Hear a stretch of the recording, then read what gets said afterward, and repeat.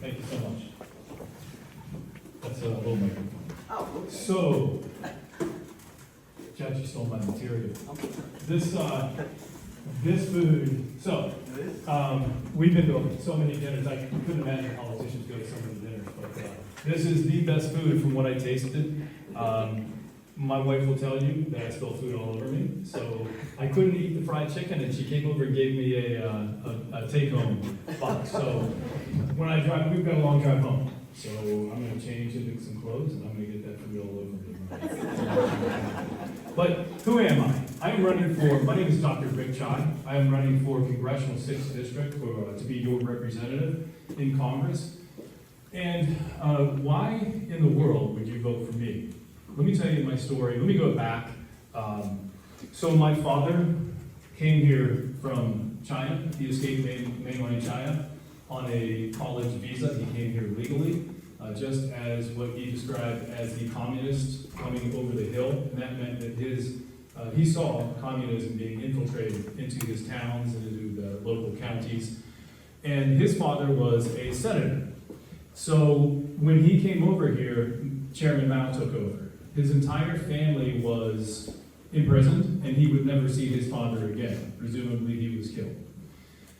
My father then took his U.S. citizenship, and he told me, he always instilled in me that that was the proudest moment of his life. My father, I was with Michael Rowley last night at the Lincoln Day dinner.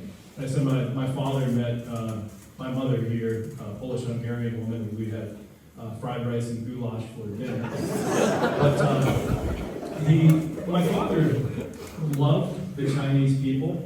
He despised the Chinese government. And he always instilled into me how important freedom was. And it made sense to me, but you know, when you're younger, you don't take it to heart as much. It makes so much sense to me now when I see what's going on in our country. And freedom here is one election away, and I think we've seen that. So who am I, and what are my core beliefs? Well, I am a doctor in East Palestine, Ohio. I'm a 30-year resident. My office is just across the border in Darlington, Pennsylvania, a few miles. And for the last, I built one of the largest chiropractic offices in the entire nation in my 30s. I know how to run a business. I believe I know how to communicate. I am like the Terminator. When I get on a mission, I do not stop. In D6, I will fight hard for you. So the last year, I, in a sense, put that business on the back burner because something tragic happened, as you know, in my hometown. They bombed my town with chemicals. You may believe that it's clean. That is a lie. So locally, I'm known as the Creek Ranger because I have entered those creeks and the waterways for an entire year, documenting the lies and the corruption from the CDC, the EPA, and the federal government. Many credit me for the EPA having to expand their map of contamination as I would show the evidence of their lies. So you might say, hey, well, where's my experience?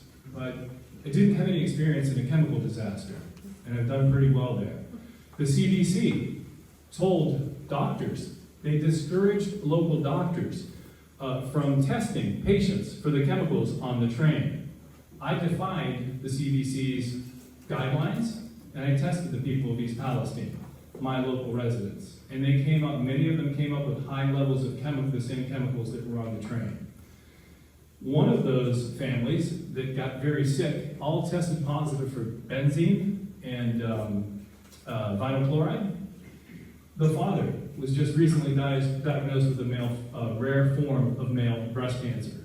He just had a double mastectomy and he is undergoing chemo treatments. Now, can you prove causation?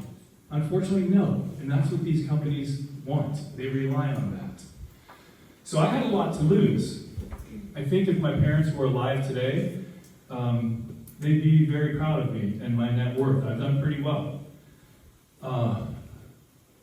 And I could have stayed quiet because there are residents in town that are still sick and they're afraid to speak up because they're sick, they've been injured, they're still out of their homes. Their homes smell like chemicals, their eyes burn, they get rashes. They're sick, and they're still getting sick. And many of them are afraid to speak up. And I stood up to these agencies. I didn't know if the railroad was going to come after me. I didn't know if the CDC was going to come after me, or the federal government, who, by the way, has not given us 1 penny or 1 bottle of water. When the President Biden came into town about two weeks ago, I believe now, he still gave us nothing. He is giving us 5 grants from universities to study the people in East Palestine and look at our long-term health effects from the chemicals. I say, if you cannot or will not remove the chemicals from the land, then you remove the people from the chemicals. But that hasn't happened. So when I win, I will fight hard for East Palestine, but people, I am not a one-trick pony. I will fight for whatever is going on in your county, in your town, wherever you are. I stood up to some large agencies, and I put that fear aside. And we all have fear, but it's what you're made of when you face that fear and you do it anyway. There's a sticker on my truck that says, "Evil will triumph when good men do nothing." So I want you to remember that. So, what are my policies? Everything that you believe in. No trans men in sports or bathrooms. Second Amendment, fund the police, fund the military, cherish our veterans. Immigrants. So, illegal immigrants. Let me tell you what's happening in my practice. Not a week goes by, somebody doesn't lose a grandchild, or a son, or a daughter to fentanyl poisoning. We have got to close that border yesterday. And when I talked about closing the border on social media, and then I took an endorsement from a Chinese immigrant that came here to live the American dream legally. He owns one of the largest manufacturing plants in East Palestine, Ohio. You may remember when it doesn't manufacture, he outsources, he brings ceramics here and he sells them. And he just opened up, and he was going to open up another factory and bring more jobs to East Palestine. Well, if you saw footage of the derailment, that train right next to his building, do you know when the fire was on fire, there's a big blue building there? There are chemicals still under that building. They never addressed that. But he endorsed me, as did all the afflicted people of East Palestine. You won't see a lot of politicians endorsing me, and that's okay, because I believe you have to cut the wood before you get the heat, right? So nobody really knows me. 3 months ago, I was a non-politician. I'm a veteran of 3 months. But somebody accused me of being a racist when they said, well, you took an endorsement from this Chinese man, and you were picking on Latinos from coming across the border. And I said, hold on a minute. Who's the racist? I never said Latinos. I said illegal immigrants or illegals coming across the border. I don't care if you are Afghani, if you are Latina, if you are black, if you're white. Do you all know that there are tens of thousands of Chinese, unvetted Chinese, crossing our borders right now, and nobody knows who they are?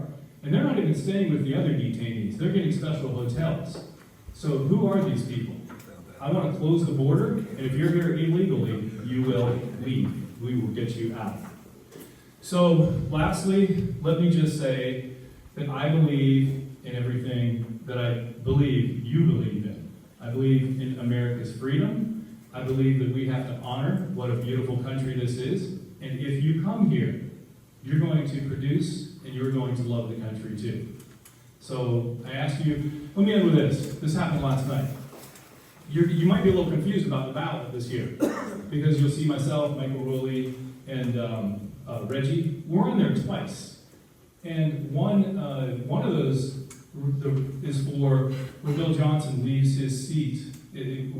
Someone has to take over from June until January.